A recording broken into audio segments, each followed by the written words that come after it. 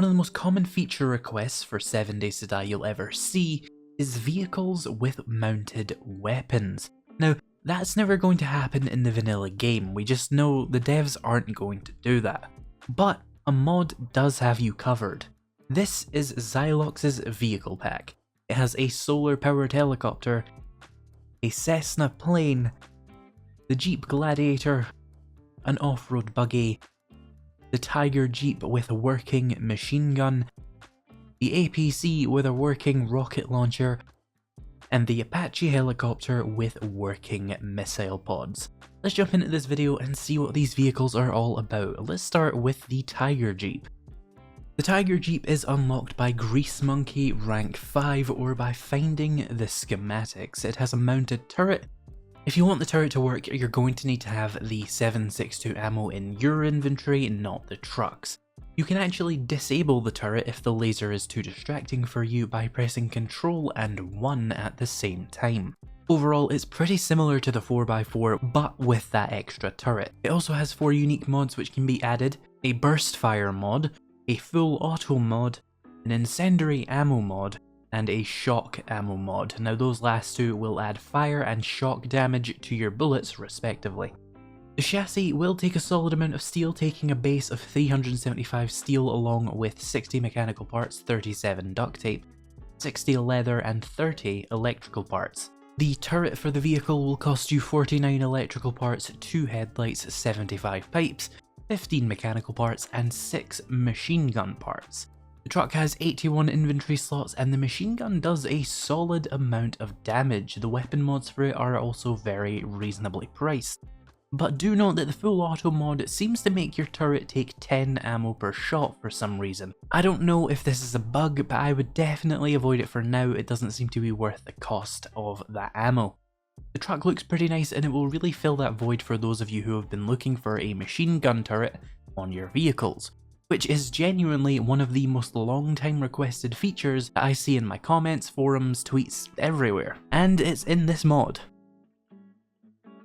Now a very similar vehicle we have is the Jeep Gladiator. This vehicle has 4 seats but you can expand it to 6, so it's perfect for multiplayer. It doesn't have a turret of course, but if you're bored of the stock standard 4x4, this truck could be a nice change of pace for you.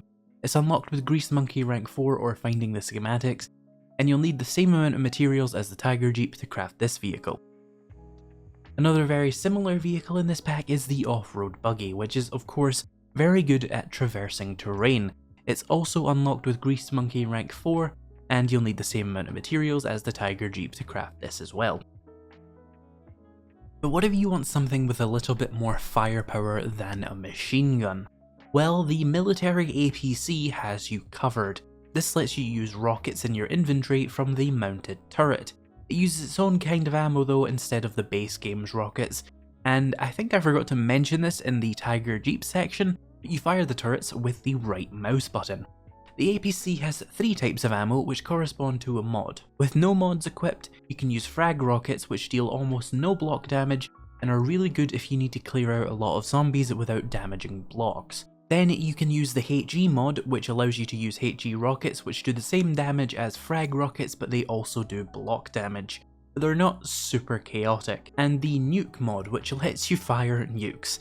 It does a lot of damage to blocks and enemies, as you would probably imagine. The APC requires a whopping 975 steel to craft, so it is not a cheap ask, but it's also not that bad when you think about it. The nukes are surprisingly cheap for nuclear weapons to be honest, but they might eat away at your gas reserves. Oh, and the APC is a little bit slower than most of the vehicles, but it's much stronger and can protect you from damage from the outside. It is pretty overpowered, but what did you expect from an APC that can fire nukes? It's not about game balance, it's about sending a message. Speaking of sending a message, do you want to show your support for clean and sustainable energy? Me neither, to be honest, but we have a solar powered helicopter and I needed a segue. Now this helicopter doesn't take any gas to move, it just runs on solar power. Now it does actually work at night, presumably by using the battery used to craft it to power the vehicle at night. The chassis will set you back 187 steel, and you'll need a solar cell and a solar bank to craft one. And this thing can really move, and it can also hover in place perfectly. It's a Grease Monkey 5 vehicle, and it has the same storage as the gyrocopter.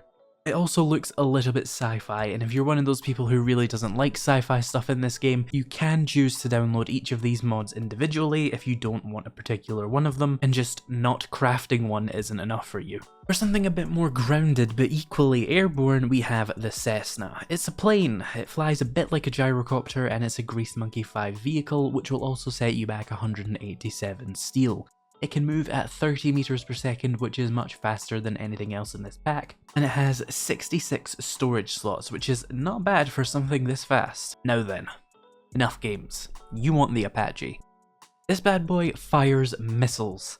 Lots and lots of missiles. You can fire 2 barrages of missiles with the right mouse button, or you can press 1 or 2 to just fire the left or the right pods individually. It flies reasonably intuitively with modified gyrocopter controls. It's a lot more controllable than the gyrocopter actually. I think it would be a lot better if it handled a bit more like the solar helicopter, because that pretty much handles how you would expect a helicopter to handle, and it can easily hover in place. Somehow the Apache will only set you back 187 steel for the chassis, which is something. The missiles will cost you 500 gas for 5 of them, but they do a very nice amount of damage. Now, is this balanced? It's an attack helicopter. What do you think? Is it fun? Yes.